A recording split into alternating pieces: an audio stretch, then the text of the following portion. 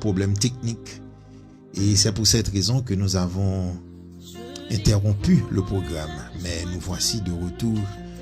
Et je vais lire pour vous un passage de l'apôtre Paul à l'église de Philippines, aux Philippiens. C'est Philippiens 4, le verset 8.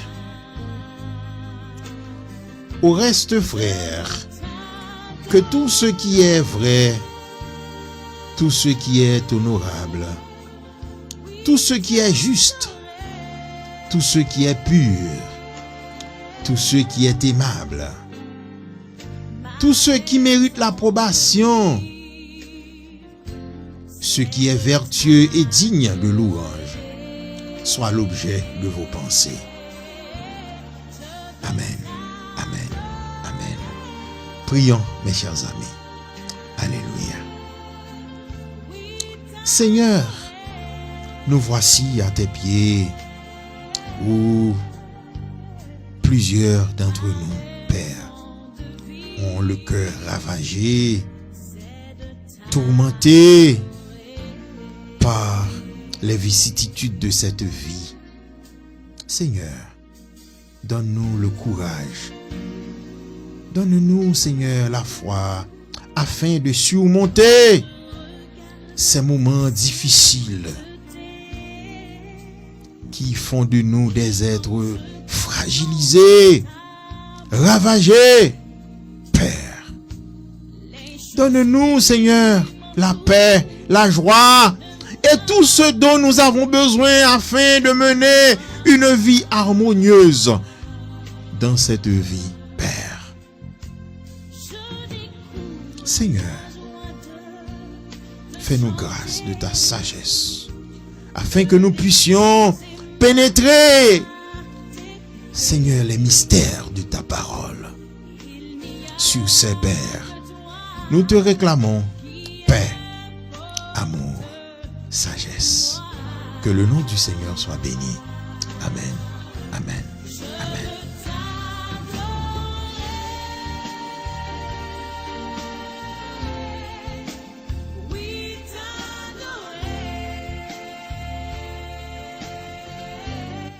Mes très chers amis, après la lecture de ce passage tiré de l'apôtre Paul, en fait cette lettre que notre serviteur Paul a adressée aux Philippiens, plus particulièrement au chapitre 4, le verset 8,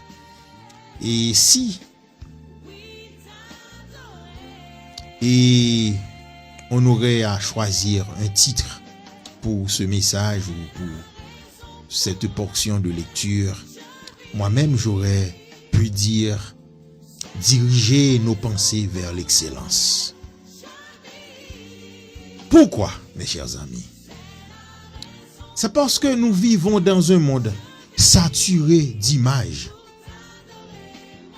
C'est-à-dire, le monde nous propose des modèles, des images, de nouvelles, d'opinions et de distractions qui remplissent nos pensées. Mes chers amis, mes frères et sœurs,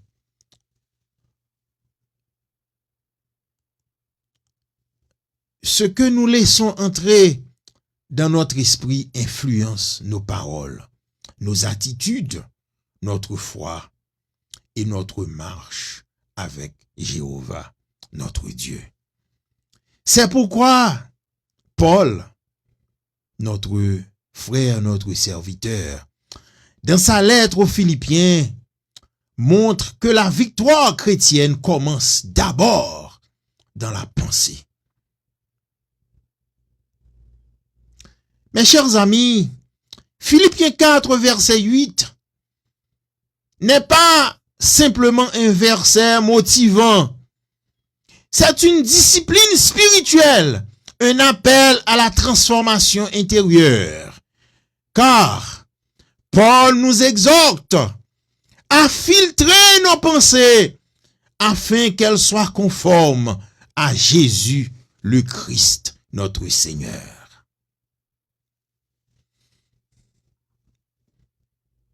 Pour ce, mes chers amis, le chrétien doit maîtriser son monde intérieur.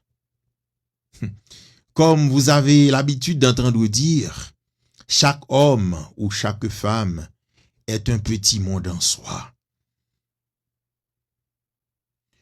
Ici, Paul ne dit pas prier pour avoir de bonnes pensées, mais il dit plutôt faites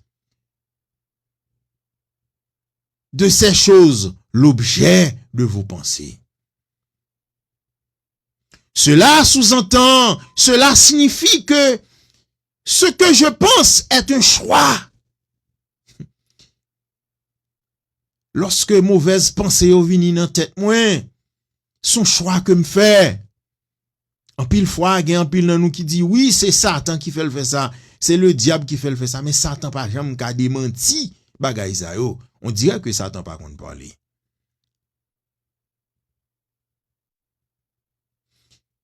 Il en est de même aussi que ce que je médite influence ma paix. Et enfin, mes chers amis, le combat spirituel se gagne dans l'esprit.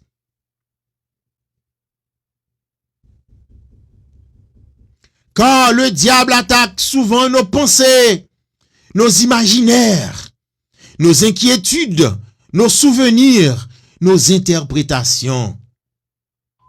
Mais Dieu nous donne le pouvoir de captiver notre pensée et l'amener à l'obéissance de Jésus le Christ, selon sa parole. Ici, mes chers amis, mes frères et sœurs, dans ce passage, apôtre Paul nous donne 8 filtres pour purifier nos pensées. C'est comme une grille pour examiner tout ce qui entre dans notre esprit. Il a dit, tout ce qui est vrai. Cela veut dire nous devons rejeter les mensonges, les suppositions, les fausses interprétations, saturer l'esprit de la parole qui est vérité. Ensuite, il a dit que tout ce qui est honorable, c'est-à-dire refuser tout ce qui abaisse la dignité que Dieu nous donne, choisir ce qui inspire respect, intégrité et noblesse.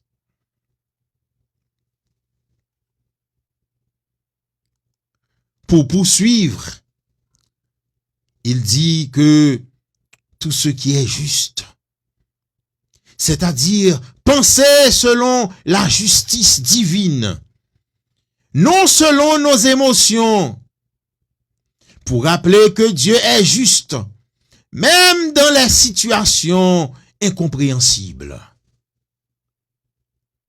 Tout ce qui est pur, mettre de côté les pensées impures, les intentions cachées, les images corrompues. Dieu bénit un cœur qui recherche la pureté, mes chers amis. Il a dit également tout ce qui est aimable, choisir la bienveillance plutôt que la critique, voir le meilleur chez les autres comme Dieu le voit. Alléluia. Qui suis-je pour juger les autres? Qui suis-je pour condamner les autres? Et pour poursuivre, il dit également tout ce qui mérite l'approbation. Cela veut dire qu'il faut toujours chercher ce qui édifie, ce qui encourage, ce qui inspire.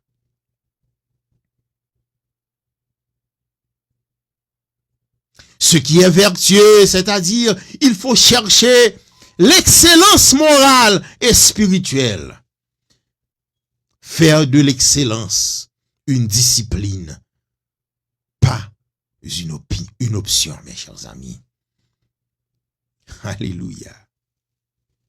La vertu doit être pour vous une discipline, mais pas une option.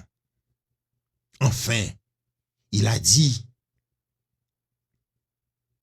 ce qui est digne de louange. Cela veut dire remplir vos pensées de gratitude et d'adoration. On loue Dieu non seulement avec la bouche, mais aussi avec l'esprit.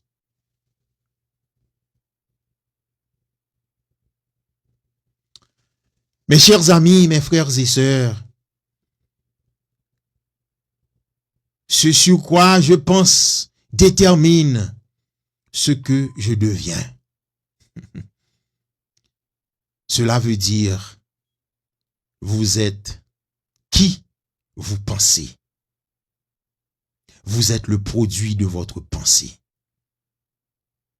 Car l'esprit est le terrain où se prépare la victoire. Le péché, la paix, la dépression, la confiance, la crainte.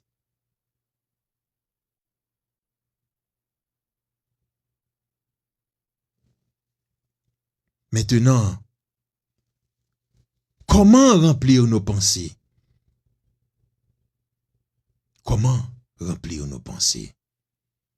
Nous devons remplir nos pensées par la parole, par la prière, par la louange, par la discipline mentale, par la communauté chrétienne. Amen, amen, amen. Merci Seigneur, merci Seigneur, merci Seigneur, merci Seigneur, merci Seigneur. Mes chers amis, mes frères et sœurs, Philippiens 4, verset 8 nous rappelle et nous appelle également à une vie mentale renouvelée. Le chrétien victorieux n'est pas celui qui n'a jamais de mauvaises pensées, mais celui qui refuse de leur donner un siège dans son esprit. Dieu nous dit aujourd'hui, choisis ce qui est vrai. Choisis ce qui est pur.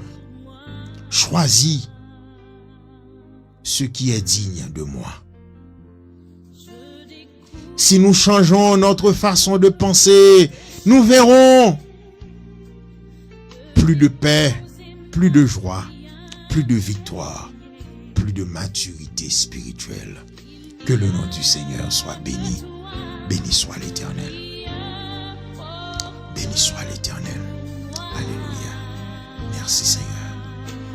Mes frères et sœurs, mes chers amis, quel que soit là où vous êtes, si vous avez entendu ces mots d'encouragement et que ces paroles ont pénétré vos tympans jusqu'à arriver jusqu'au tréfonds de vos cœurs, je vous prie de vous joindre à moi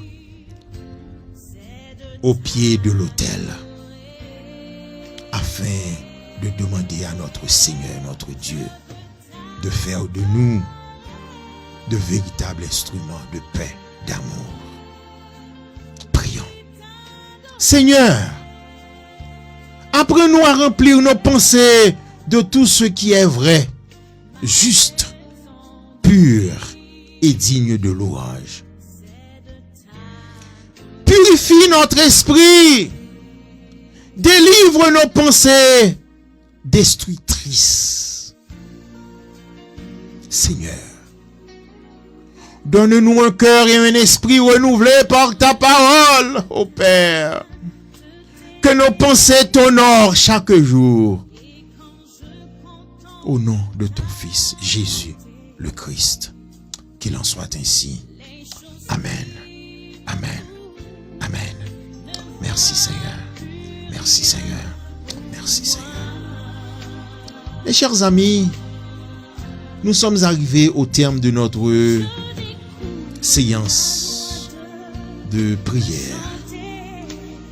Et j'espère que vous avez eu un très bon moment et en notre compagnie.